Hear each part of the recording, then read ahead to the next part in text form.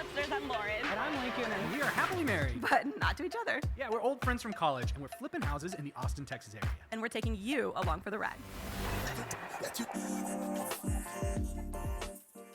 Hey, what is up, Flipsters? Welcome back to another episode of the Austin Flipsters podcast. Yes, I am Lauren. Oh, I'm Lincoln. We're your hosts of the podcast. You were not going to say your name. You were going to say something else. No, I was going to jump right into it, but I forgot. We got to introduce ourselves to the people. You have to let them know who you are. You got to build the rapport, you know. You just can't get right into the content. What if they've never seen this podcast before and they're like, what, they just stumbled upon it? I mean, real estate and real life. I think if you just found this podcast, then you need to head on over to our YouTube channel so you can get to know us. You took a wrong turn on the internet if you just stumbled on this. You probably found our YouTube channel, and if you did, gracias, thank you for coming here to get more Austin Flipsters content on the Austin Flipsters podcast. Yeah, so there's only so much we can get into in the before and after episodes. We like to keep those entertaining. So here's where we tell you all the boring stuff. No, it's not boring. It's supplemental entertainment. It is, and I'm stoked for today because today we're talking about one of my favorite topics, which is lifestyle assets. Lifestyles of the rich and famous. Yes, big fan. But first, as we do on every podcast, and if you're new here, get used to it. I got to check in with you, Lauren, see how you doing. How's your life? We actually had a birthday party for my 8-year-old. Oh, same. Same? Yeah, well, 9-year-old, but yeah. Okay. Oh, yeah, it's birthday party season. Well, let's talk birthday parties. What did you guys, what'd you do? We had a birthday party at this Lego place, which was, my son's sort of starting to get into Legos, and we had gone before to buy some minifigs, for those familiar with the biz. Gross. Are your kids into minifigs? I just don't like the word minifigs. Well, these minifigs are quite expensive, let me tell you. Yeah, these it's little just suckers, the little people. Yeah, and they're like $8 or something crazy. Oh. Maybe more. For a single person? For a single minifig. Depends on the character and whatever. But okay. Anyway, there's this guy. He has a Lego store. He's awesome. And I knew they did birthday parties. And so I was like, that sounds perfect. I don't have to make my house presentable for a company. Yep. Don't have to figure out how to entertain a bunch of 8-year-olds. Let's go to this Lego place. Well, the guy told me, you and everyone that comes to this party is going to have so much fun. And if you don't have to pay for the party. I was like, wow. Okay. Well, that's a bold promise. Challenge accepted. You, as the adult, are gonna have fun. The birthday kid, all the other kids, the parents, and the grandparents are all going to have fun at this thing. And I was like, okay. I like this guy. This is Maybe. An entrepreneur I can get behind. Yeah. So we sign up. It's not cheap. So he's got to sell it. I see. He's got to sell it, but it's 90 minutes. They can provide pizza from the place next door. My son he hates cake, so he just wanted donuts. Oh, wow. Okay. Easy. So all we had to do was buy donuts, show up to this place, send out. They did the invitation for me, which was awesome. Then I just texted it out to everybody. Yep. Printed it out because there's some kids in this class. I don't know their parents. Yeah. How am I supposed to get in touch? So I wrote my phone number on there, old school, and then it worked. Wow. I showed up. Anyway, point is this. So we go. It's a 90-minute party, and you have different tables, and each table has special custom where there's a hole in the middle, and you've got a bucket of Legos in front of you. Mm-hmm. Okay, so circular tables. I think we ended up having 30 people or something there by the time parents stayed and stuff. So go, and they do all these different challenges, and they team you up, and you got to build the tallest thing, and you got to build this, and then they had each person go around and build something that reminded them of my son. It was the cutest, sweetest thing. People built this bug, science stuff. A lot of people built mac and cheese. It was very sweet. It was so sweet and creative, and everybody had such a good time. I had a good time. I'm not really I don't know, into that stuff normally, but I had a great time. My mother-in-law will not stop talking about this thing. Wow. She wants to do a company party there now. She was like, I want to do our Christmas party there, but I can't wait till Christmas, basically. So now she wants to do a team building event. She's been telling it to everyone. Wow. Literally everybody had fun. All the parents stayed, had fun. Wow. It's a pretty home run birthday party. Because I've been to some pretty painful birthday parties. I assume you lied to him and demanded your money back, right? No, I gave him his money You and had a to good pay Google up. review. He delivered on the promise. He You had to delivered. pay up. Wow. Well, I'm impressed. The sentimental, you remind you of the kid. That's genius. Yes. To get mom on board. Yeah. And then he got to pick one of his favorite Lego to take home, and he picked mine. Oh. So, Mama's boy. That reminds me. My son loves Lego Masters, the show. Do y'all watch that? Does he watch that? Oh, no, I should. You don't watch Lego Masters? You're having a Lego themed birthday with this kid and you're not letting him watch Lego Masters? No, but I will say it's genius to have the Lego themed birthday because then everyone bought him Legos. Of course. So you get the stuff you're going to want. You gotta go watch Lego Masters. It's like Okay. it's like a reality competition show, and every week is a theme, and they have to build these elaborate, Lego sets, and it's like some of them are built for strength or how they'll withstand different forces. I don't know. Some of those Lego sets though are like $1,000. Dude, they are printing money on Lego. Yeah. This is molded plastic. I know, and they do this. They'll think my friend's son is into it, and for Christmas she bought him Lego gift cards. So they'll do this thing where they don't release the new Legos until January 1st. It's like all the people going to buy Legos for Christmas are getting the old Legos, so then you got to get the new Legos in January. So they just bought gift cards to use. Oh, I see. Anyway, that's a Lego hack for you. Podcast I listened to, the My First Million MFM. Those guys were talking about Legos the other day. You listen to that? You were talking about? They were talking about, I guess there's a website that you can input what Lego sets you have, and then people have created their own things, and it'll tell you what you can create based on theirs, and like they'll sell. That's cool. Yeah. I'm butchering it now because I don't remember the details of it, but like, and you can sell your own designs on there as like a PDF. There's a whole ecosystem. I was gonna say. So how was your birthday party? Well, it was cool. I'm told. I assume it was good. Doesn't sound like the parents and grandparents were really having the time of their life on this birthday party. I'm not as involved. No, it was awesome. We did it at maybe not as cool as Lego, but it was awesome. We did it at Blazer Tag. Ooh, laser. Which is just laser tag, but they put a B on it. I don't know why, but Blazer Tag is in an old movie theater that they've converted into a laser tag arena. That's cool. Laser tag was the jam growing up. I know. Everybody had their. I was more of a paintball guy in middle school, but yeah, Paintball was too, I don't know. What? What are you going to say? Violent for me. Yeah, that was part of the appeal, like the tough kids play paintball, and like anybody can just get shot by a laser. I do not want to go to war. This place, they said it was the largest paintball. They said it was the largest laser tag arena in Texas, and I believe them. This thing was elaborate. It had ramps and multi-levers. For a whole movie theater, yeah. Yeah, exactly. And, standard stuff that you rent out a room and whatever, and then, kids had a blast. But the parents do? Are they just sitting on their phones? Well, I played Blazer Tag. Okay. Somebody's got a chaperone. I had fun, but then most of the parents it was come and go, drop off. But then you get a little peace and quiet, and they come back, whatever. But I took my son, whose birthday it was. He went to a classmate's birthday the day before. It was a little girl's, and theirs was pottery painting. Little calmer. It was you would think that there was quite a bit of screaming. I was gonna say, do you wish it was a Lego party now? Yeah, maybe I do. But yeah, different. What interesting what they want to get up to for their parties. Yeah. Okay, enough kids' birthday party talk. Yeah, I know that's why the people are here. Let's talk about lifestyle assets. Oh, yes. Let's do it. Okay, first of all, how do you define lifestyle asset? I was gonna ask you the same thing, Lauren. Oh, yeah. Well, we wanted to talk today about, we do flips obviously on our YouTube channel, but we're not necessarily flip purists. So some people say it's like you either do buy and holds or you do short-term rentals, or you do flips, but we do it all, to be honest. And lifestyle assets is basically when you take a vacation property that you might like to use on occasion. Right. It fits in your lifestyle. It fits your lifestyle, and you short-term rent it out whenever you're not using it, basically. Yeah. Is that how you define it? That's how I define it. I would define it as an investment that you can also take advantage of when the opportunity arises. Exactly. So rather than having a rental house where you have a long-term tenant or a short-term Airbnb that you're not going to use, this is a property located somewhere that you like to go already. Yep. And you get the added perk of basically having other people pay for your vacation home. Yes.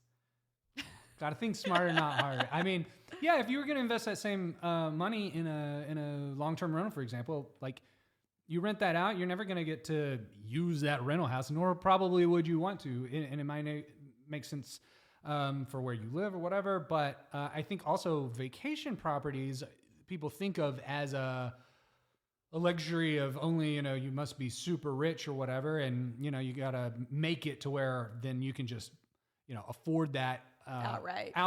Yeah. And that's not necessarily the case. You can get those assets to pay for themselves if you do it right. Yes. And there are different considerations when you're talking about a lifestyle asset versus a long-term rental. So I think it's just a little bit of a different mindset. I was actually talking to someone yesterday about procuring a lifestyle asset. And, the reality is we have kids, we have jobs, we have careers, we're busy. And even if you had enough money to own the asset outright and not have it supplemented by other people, like the reality is we're not able to use it every weekend or, so it's going to sit there empty whether you're using it or not. Right. Yeah. So might as well, if you can, pay for itself is awesome. Make even more. And I think the thing about a lifestyle asset too, is it can be the sort of thing that it either pays for itself if you rent it out enough. It maybe just breaks even if it, treads water, and then, hey, you kind of get a free asset, or it might even, lose a little bit of money, or you have to come out of pocket a little bit, but it's subsidized by other people. And I think that really all depends on the economics of how much you can rent it out for and how often you're renting out for.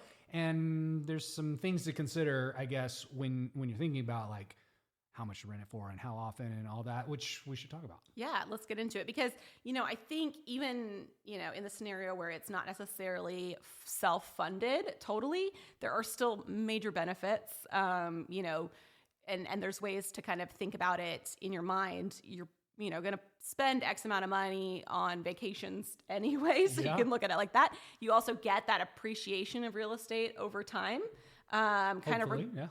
Hopefully. And so, so let's talk about it. So there's kind of some things to consider when you're thinking about a lifestyle asset, which is like I said before, you got to be in the right mindset because there are some people who are icked out by other people using their stuff. Totally. So you have to be cool with strangers using and potentially damaging your things because that will happen. There's wear and tear. And you also have to be cool with using it in non-peak times. Yeah. Especially if you're trying to maximize your return on investment, because odds are when you would want to go down and use it, that's when somebody else is also off work, off school, wants to go down and use it. Yeah, I think, well, first of all, can we talk about the ick factor of people using your property? Because so I have 2 lifestyle assets.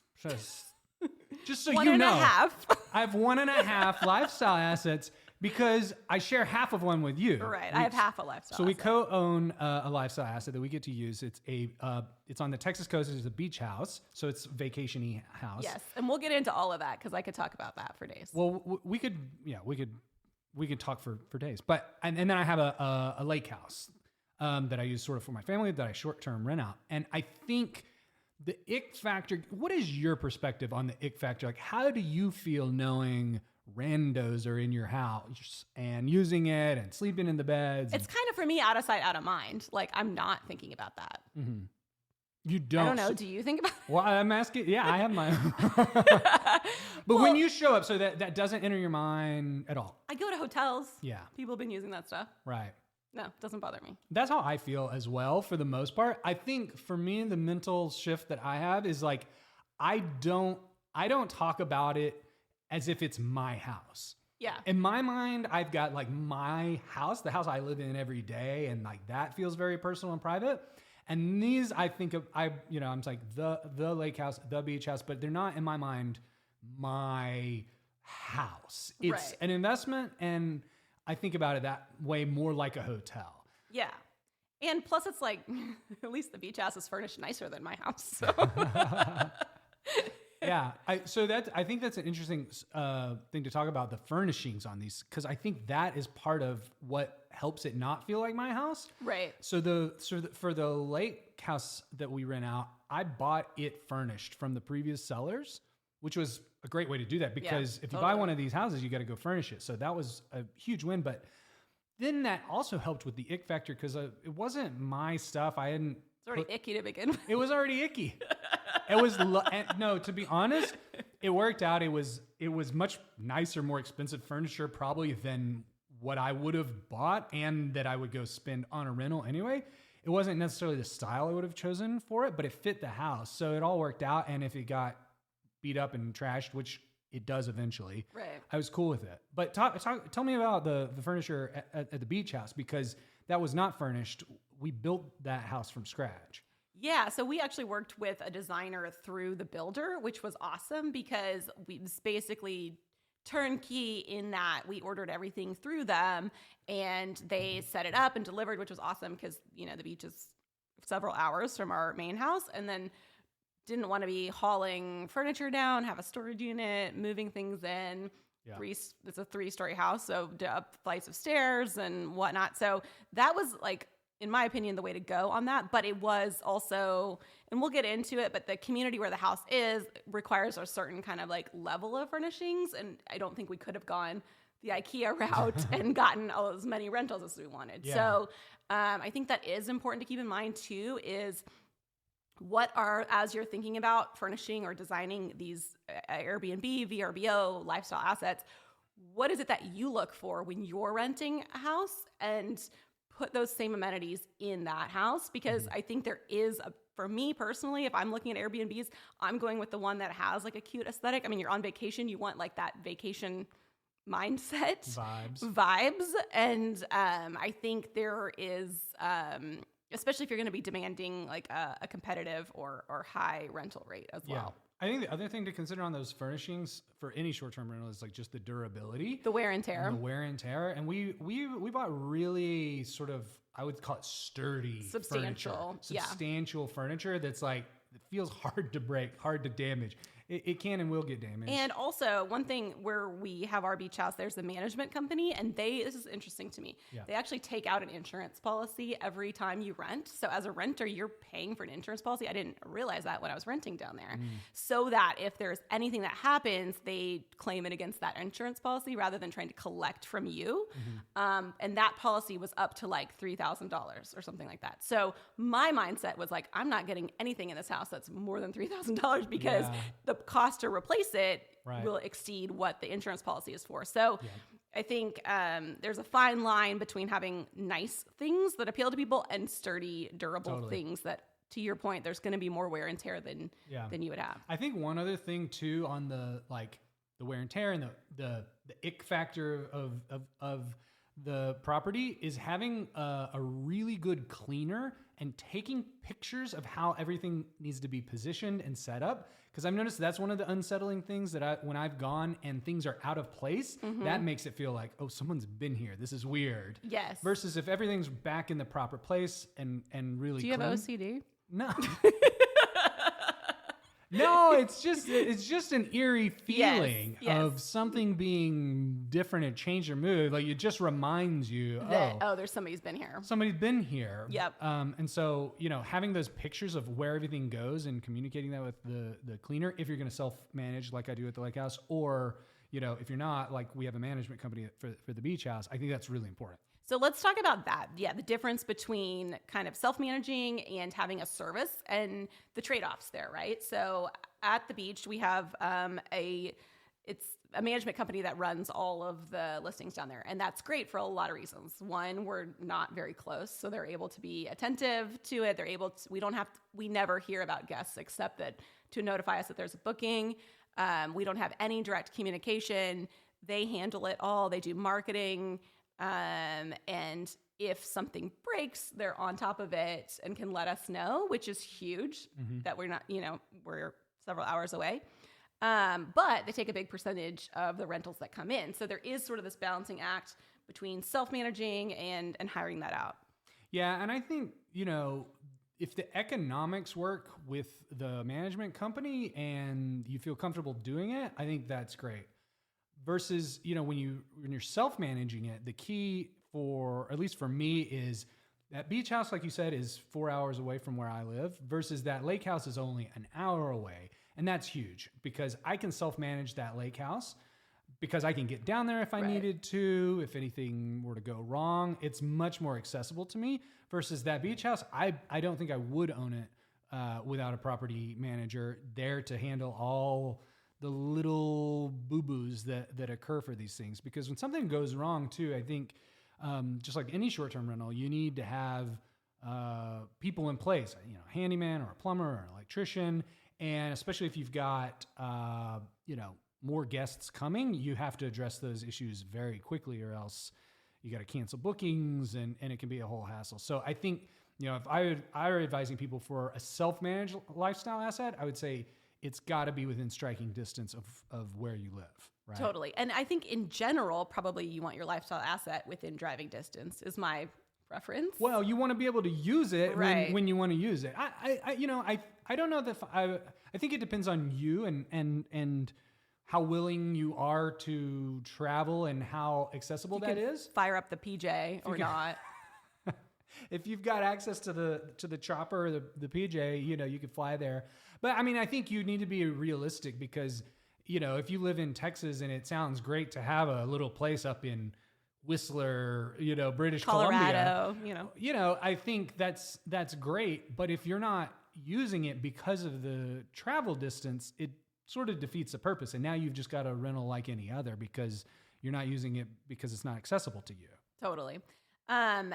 Also thinking about lifestyle assets in terms of seasonality. Yes.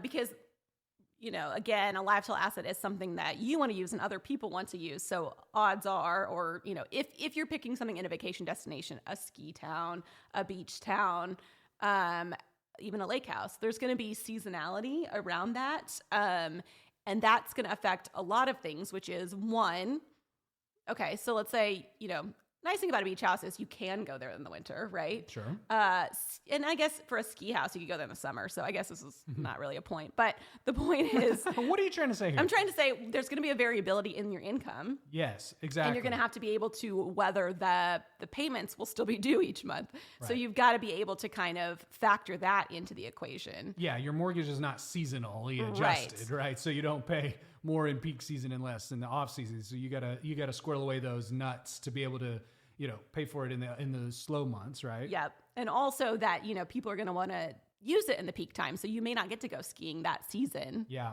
and I think for me that's been one of the hard things for when you want to use a lake or a beach house in the summer. You're basically always faced with this decision of, okay, do I want the income from this? Or do I want the use of it? And would you pay whatever that income is? Yeah, because ultimately, let's say you're giving up a $2,000 weekend at this house. You have to ask yourself, well, would I be willing to go pay $2,000 to rent some lake house somewhere or spend that on some vacation? And then if the answer is no, which a lot of the times it is, then you say, well, I'm going to forego it this weekend, right? Right. Because I want that money. Yeah. And that's the point of it. That's part of the reason we got into this situation in the first place is because I'm cheap. And I was like, I don't want to pay that to rent down there, but I like going. Right. I rather go for free. No, I'm just kidding. I have a question. Yes. Producer Massiel here, by the way. I have a question in terms of the location. So you mentioned like beach, ski.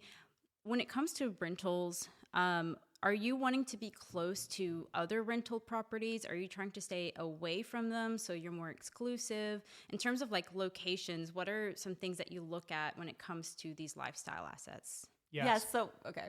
Oh, sorry. You go first. Yes. I think the first thing is if it's truly a lifestyle asset, it has to be somewhere you want to go. So that's number one, right? But it also has to be somewhere that other people want to go. It can't be like, oh, this is a special spot. This is a sentimental spot. There has to be demand that's proven. And so I think to find proven demand, there need to be other rentals, right? But it is sort of this balancing act of, are there too many rentals? Is it too popular? Is there too much competition? So I think doing your homework ahead of time of looking to see, go on Airbnb, search the area that you're in, check and see how much availability do those houses have, which can be tricky because they can block their own time. It's not like you don't 100% know that that's full paid bookings, but you can see sort of what's the daily average rent and how, do they have most of the summer booked or not? And kind of do your homework that way to make sure there's going to be that demand there. Unless it all depends on your goals too. You could just want a cool asset that's partially paid for, or you it all, But yeah, I would say, if you're trying to sort of use it as a financial asset, it's not going to be if you build it, they will come sort of destination thing that draws people in. To Lauren's point, they need to be already wanting to go there. I think then the other thing you want to factor in with location, aside from like, your competition and the demand, is also the logistics of servicing the thing. So, there's a lot of demand around, let's say, like state and national parks, for example. People want to go there, they want a place to stay, but you need a cleaner in that area, and you need a handyman, an electrician. You need people that are going to be boots on the ground for you there. And there's not always necessarily a robust ecosystem in those places with somebody who's going to show up reliably. The lake house that I own is basically sort of between Austin and San Antonio in a smaller town. And that was one of the challenges at first, is finding a cleaner that would show up consistently, that was reliable in a smaller market like that. So, you got to factor that in. So people got to want to go there. There's got to be people that can actually service it, and it's got to be close to you and within striking distance so that you can actually go there and enjoy it, is what I would say about location for a lifestyle asset. Yeah, and that'll be different for everybody in different parts of the country too, right? Yeah, totally. And I do think, there are going to be locations that work.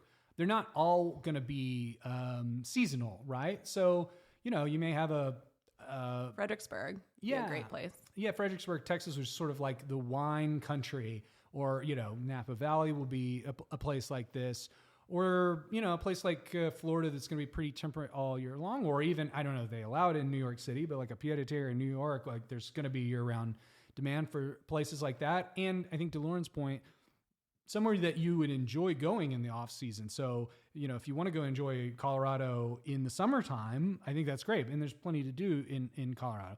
In the beach in Texas, we go, it's warm enough in Texas to go to the beach in the fall and the spring. Winter. We swam MLK Day weekend. You did. Yeah, because the pools are heated too. So, yeah.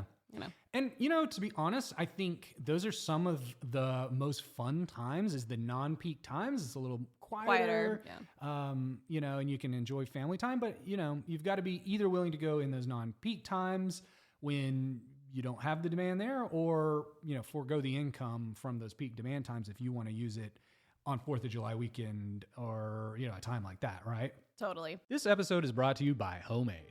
What is Homemade? Well, glad you asked. Homemade is a turnkey house flipping service we've built to solve the needs of aspiring flippers like you who want to get started in house flipping but want to do it with the backing of a professional and experienced team. We've designed Homemade so that our team will be with you through every step of the house flipping journey. Our team will deliver investment-grade properties straight to your inbox, work with you to design your project to maximize ROI, oversee all the renovations and handle all permitting requirements. And along the way, we'll hook you up with our vetted network of service providers to help finance, insure, and stage your property.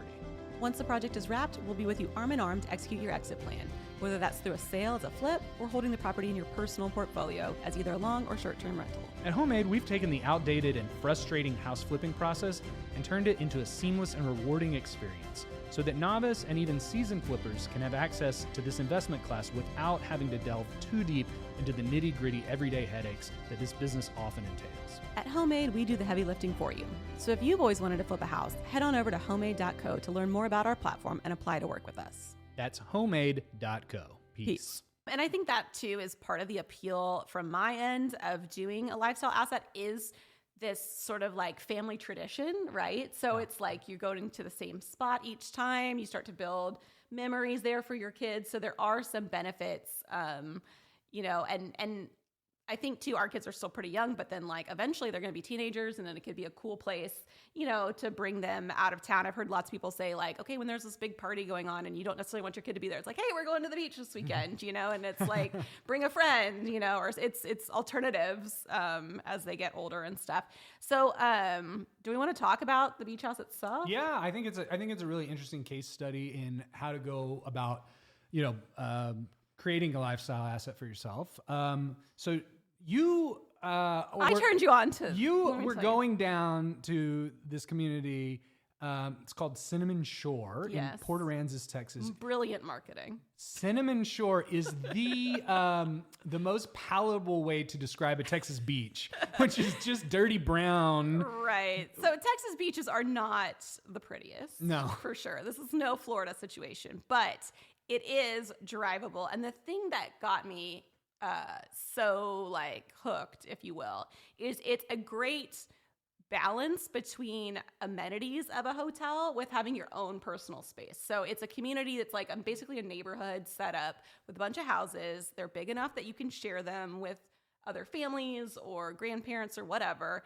And then they've got restaurants on site. They've got pools on site. They've got beach chairs and umbrellas that you can rent, and you can rent a golf cart, and it's just easy. So you can go and just be there like you would at a resort, or you're also 10 minutes from town if you wanted to go in and get seafood or whatever. Like, it's got kind of like, sometimes I think when you rent an Airbnb, you're like, okay, I'm just in this house, and this feels like I'm at a hotel, but I'm not walking through the lobby dripping wet in my swimsuit. And it's more like a self-contained community. It's not a town. It's a development that has its own little roads. And to your point, there's playgrounds and pools and ponds you can fish in, and it feels very like Americana in a like kids are biking around like by themselves. Like they've got big grassy lawns with the string of lights above it and a live band, and your kids are just running around frolicking,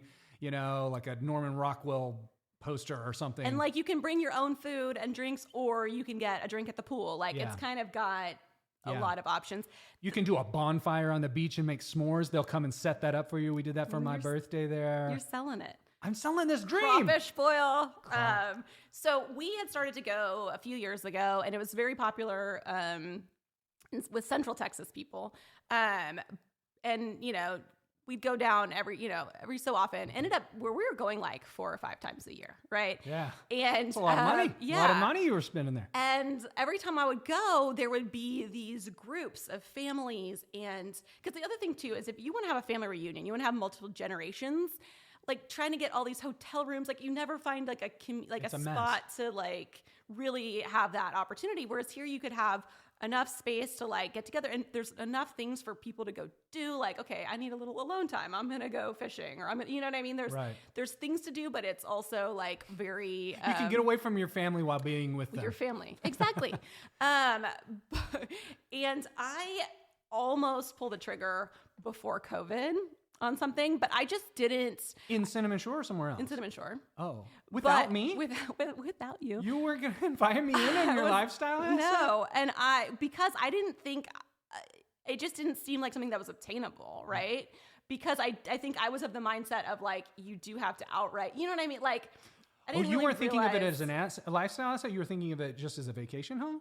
No, I was just, I just didn't know what was, I don't know. It's scary to take out a whole nother house and one that's on like, the beach. Right. But if you've got a friend with you, it's nothing scary. But if you can talk somebody else into you must not be crazy if someone else is willing to go along. Half the risk. Right. No, but that did make it a lot more palatable, I think, for both of us. To be honest, I probably also wouldn't have done this one without you too, because you knew the community so well, and it's somehow more fun.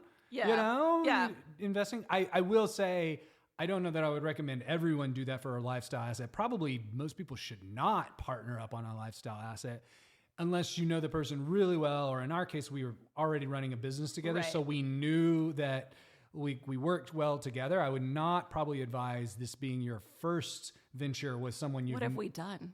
God. Well, I just think there are a lot of things that can go wrong if you jointly own real estate with somebody that you aren't married to, or business partners with, or know very, very well exactly how that person would operate in a business setting. Yeah. Especially with something like a lifestyle asset, because what makes a lifestyle asset... There's a lot of give and take. There's so much give and take, and it's a spectrum of how much you use the thing, from I use it 100%, no one else can come there, to I rent it out 100%. Right. And if you jointly own that with someone else, where exactly is that line? When are you using it? They using it? And you've got to work all that out. And if you don't have a great sort of partnership with that person, that can be an immediate point of like contention and friction. Yeah, and it's really fun when you get to split the mortgage. Less fun when you're splitting the days that you're using it. Yeah. That's true. But if you can handle all that, then, or if it makes it more, or you can use it together. Yeah, exactly. Or if it's a joint asset, you can go together to the place if you want a vacation together. We've done. Yeah. our first time using it, we went together, and people were like, when I would say we're doing a vacation home, they're like, do y'all just vacation together all the time? I'm like, no, we've never vacationed together. Here we go. But that's not true. We went to San Diego. together. Well, yeah, but that was back in the day. Yeah, decades ago. Well, yeah, we vacationed together. My point is, our years. families have not we're not like these chummy we vacation together every single year, Totally. and it's been our dream to buy this vacation home. It was like, no, we never have, but it went well. I had fun. I had fun. Your son broke his foot. My son did break his foot the very first hour we were there. We were there less than an hour, and he broke his foot, and then everyone had to carry him around. I felt so bad for him, and then I was like, we didn't take him for X-rays until we got back home, but he got to swim because we didn't know his foot was broken. If it was broken, he would have been a cast right away. That is not the kind of lifestyle you want to live. Very first time on the bunk bed. So anyway, okay, I want to get into the community, finish that, because then I want to talk about the house itself and how we designed it, and then we can talk about how I neglected my child's broken foot. Sorry, while I didn't. on vacation. Yeah, sorry, I didn't mean to cast you to bad luck. I was actually I was watching him when he broke the foot. You guys were the ones that were like, whoops. Could it be broken? Like, well, you didn't see the fall, and I was like, that was a fall. Yeah. Sorry. Anyway, okay, so backing up. What's really sold me, right, is I saw this graph, and as you mentioned, these are not the Florida beaches. Right. Never will be, okay? No. But I saw this graph that showed how many people live within 6 hours of Cinnamon Shore between San Antonio, Houston, and Dallas, 3 of the biggest cities in Texas, and how many vacation rental places there are, right? Mm-hmm. So I forget the numbers, but it's like, I'm going to butcher the numbers if I do it, versus how many people lived within 6 hours of 30A, which is this really similar community in Florida, and how many rental houses there were. And there was, for context, like 3 times the number of rental houses, and the rental price points between the two communities are really similar. It costs you the same to go either or. It's a lot harder to get to the ones in Florida from here. But to buy the properties, it's about 1/3 of the price in Port Aransas than it is in Florida. Really? So as an investor, I can get similar returns for 1/3 of the investment costs, which is what really sold me. And I think I told you this. This is what sold you as well. But you're forgetting. I did invest in this thing. I'm remembering why I did it. No, I mean, I think that's a great stat. Yeah, and for me, I think it took one trip going down there to get it, because I would hear a lot of people talk about it, and you don't really get it. I had been to Port Aransas and Texas beaches before. But I had not been to Cinnamon Shore, so I didn't totally get the lifestyle, the lifestyle of it, and I think that was part of what sold me on it, was the development itself has this sort of nostalgia, multi-generational community and sort of thing, and the marketing is fabulous on this thing, and you really get the vision once you see it in person, which I think was great. They have merch. I mean, it's a whole thing. You're a big merch. I do wear the sweatshirt a lot. It's very comfortable. Yeah. So that's the community, right? Yes, and they were building a new community, a new development. Yep. So they had Cinnamon Shore. They rebranded to Cinnamon Shore North, and now they've built Cinnamon Shore South. Right. And so Cinnamon Shore North was started about 20 years ago, and it is just now like they're filling out the very last lot. So it took 20 years of development. Right. Again, it was primarily people from San Antonio, Austin, very, very local. Cinnamon Shore South is about 4 times in size, and it's already sold out all of its lots within like a year and a half. So huge spike in demand. And also the people that are buying the lots are from all over Texas and all over the country. Like, it's more of a regional draw. I've started to hear, I'm from Houston, started to hear Houston people go. As soon as I saw Houston people go, I was like, we're good. Game over. Those Houston people come drop that oil money. Yeah. And it's, so I think the good and bad side of that is tons of interest, tons of demand, like we're talking about, but a lot more competition now. Yeah. So now that we've come online, we're kind of in the initial phase of the new part, which I'm very stoked about, because most of the construction around us is done or finishing up. Yep. And we're insulated a little bit from the other construction that will be going on, because currently there's no restaurants on our side, but there's 2 really awesome pools. Yeah. And a 3rd one coming right behind our house. Oh, man. So that's how we chose our lot, basically because it was one of the last ones available. But so let's talk about that, because we didn't just buy this as an asset. We built this house from scratch. Yes. We bought the lot. Yep. We designed the house, and then we built it, right? Which is a little different than just buying a house, obviously. So yeah, there was some There was some time involved. So yeah, we bought this lot. It had been sold before, and actually, this was a used lot. It was a used lot. If you're just like, yeah, you want an ick factor. Ugh. No, somebody had designed a house to go on our lot, but then they ended up building it like 2 lots down from us. And so we found that out during the permitting phase because somebody had already tried to permit our lot. And anyway, so it was a used lot. Gross. But it's a great lot in that it's on this lake and it has a pool behind you, and then you're like a 5-minute walk to the beach from there. Yeah. Or golf cart ride. Everything. So you can't build exactly beachfront in Texas. It's not allowed to own the actual beachfront. You can own the closest to the beach, and so these communities are all set back from a public beach. Yes. And you drive over a little hill to get there. So, Yeah, and we're not on the dunes. No. That's okay. That's fine. We're dune adjacent. But we're close enough. And the thing I liked about the lot was you are super close to that smaller pool. You can walk to the bigger pool. I love being on the lake. I don't already have a lake house. So for me, I kind of consider this my lake house. Your lake and beach house. Exactly. Wow. Lake is a generous term for what this is. It's a man-made pond that they've stocked with fish that's got a little boardwalk around it. It's super cute for the kids to fish right out the back porch. Right. And jumping redfish. Jumping redfish. Right. We've caught several. It's super cute. Yeah. And the location's fabulous. Yes. But it's a cottage size lot. So we were pretty contained as to what we could build. And my regret, if I had a regret, was that mad regrets. No. The only thing I wish we could have done, which was not possible in our lot, was more outdoor space.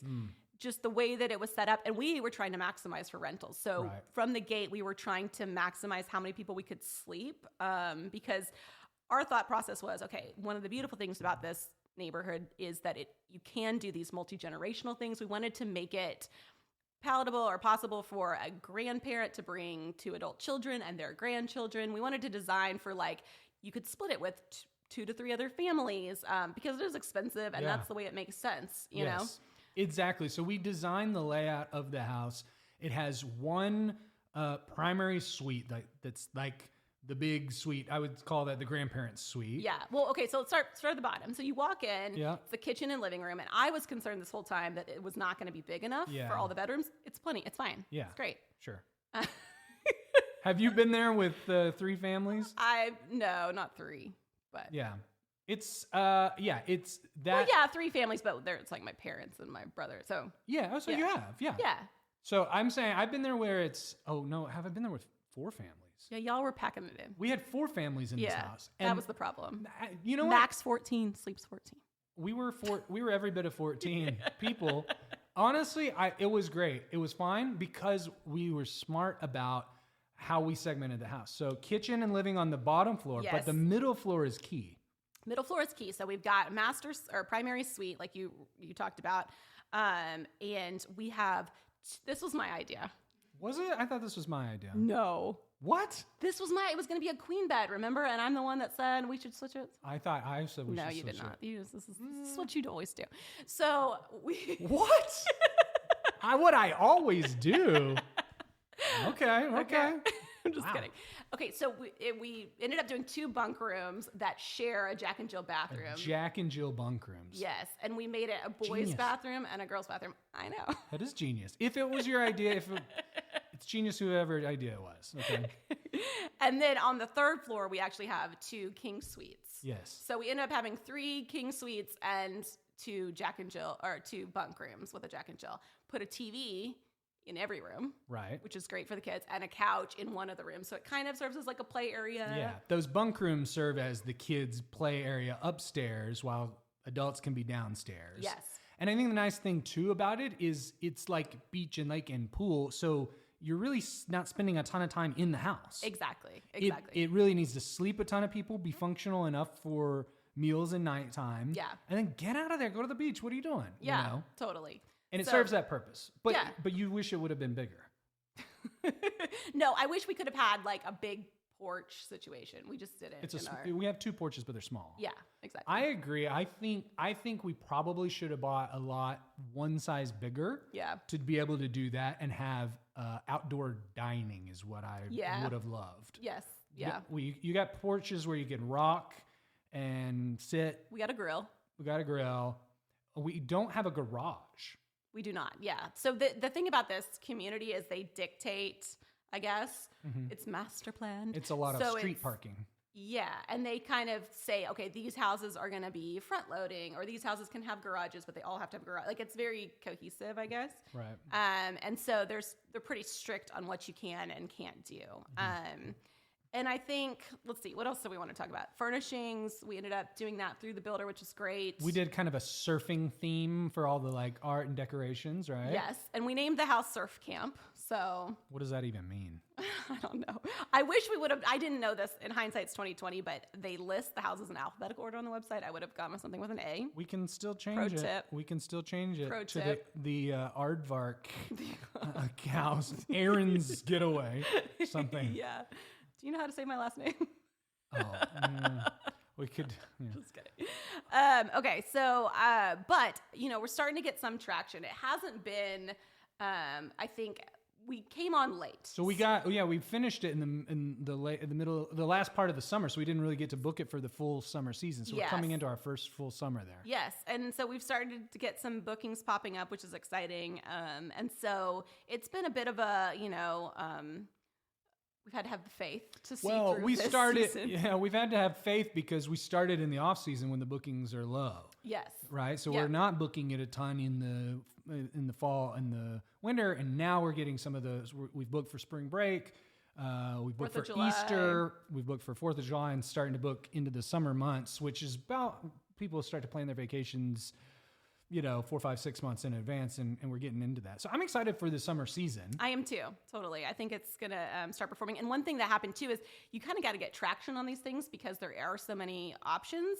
We got our first 5-star review. We did? Holiday perfection. Wow. That's what they said. So they came over New Year's. And I think as soon as that happened, I started to see an uptick in booking. So I think there is something to be said for, in any kind of situation is reviews, and I was curious on your lake house, like how do you, since it is more self-managed, kind of how much time and effort does it take you? Oh, on the lake house. So I self-manage the lake, and it takes me maybe a few hours a week, and I manage a few other short-term rentals, and it's kind of lumpy. I have it set up to where it's automated, and they can automatically book and get check-in codes and instructions, and my cleaner gets notified automatically. It's really only when the problems occur that then it requires more time. Right. Something breaks, they're out of something, or there's an issue, batteries die on the locks. Things like that can get pretty annoying, and but it's not a ton of time. But what I will say, more than the time investment, is really sort of the risk tolerance of owning these things, because there is more risk than just a regular long-term rental or something like that. A lot of these things are in locations where there are physical risks to the property. Yep. My lake house, for example, I bought it knowing this was going to happen, but the dam on this lake was over 100 years old and they needed to replace it. And so they had to basically drain the lake, and it's going to take them about 2 years to repair this dam. So it's like 2 years of basically no use of this lake and lost income that I'm not getting from renting this thing out. Right. And I knew that going into it. I had been looking for a place on this specific lake for so long that it was still worth doing it. And again, it's a lifestyle asset, not a pure financial asset. So I could justify that, but that was a huge risk. You should have waited until now to buy it. Trust me, it crossed my mind.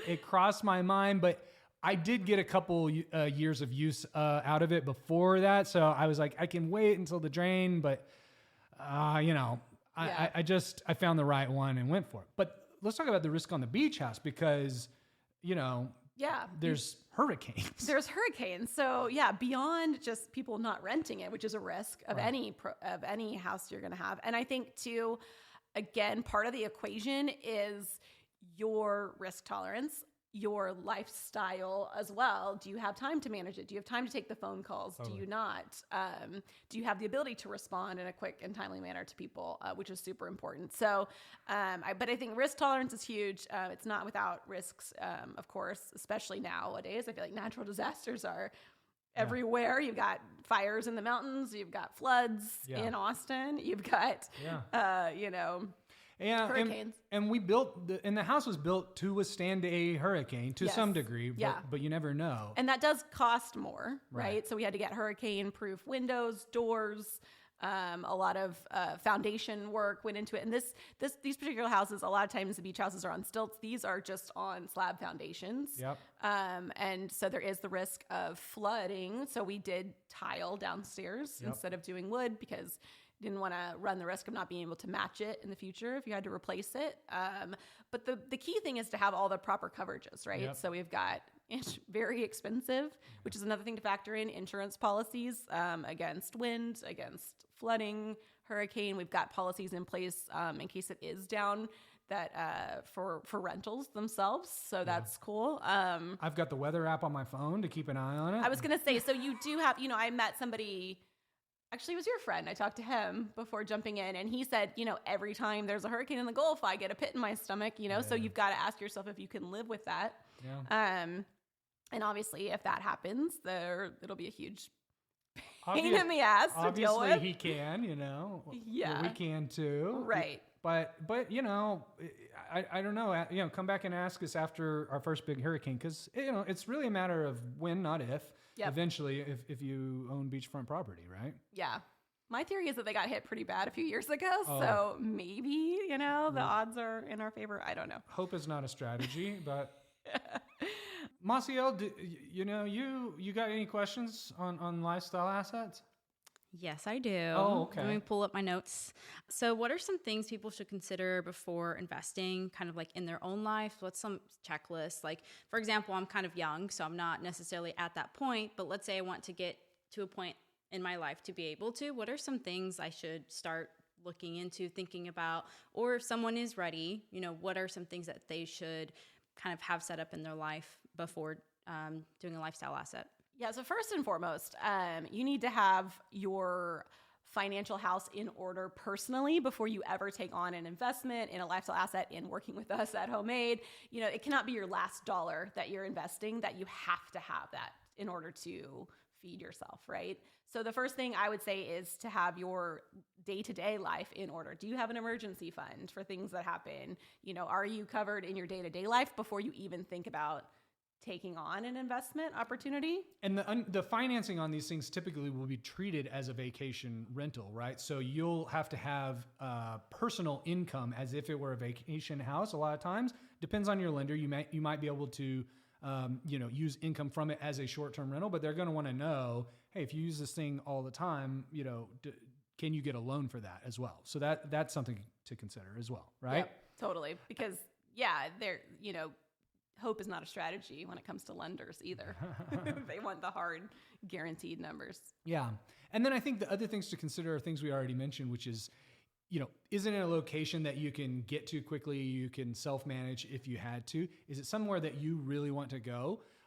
Is it going to be an asset that you're willing to give up in the peak times? Or would you just be better served saving your money and spending it on a vacation and buy something that's just purely a financial investment? And is there opportunity for appreciation, right? Mm-hmm. Does it have the same things that you would look for in any house, right? Is it priced well? Is there demand there? If you needed to sell it, could you get your money back? Right.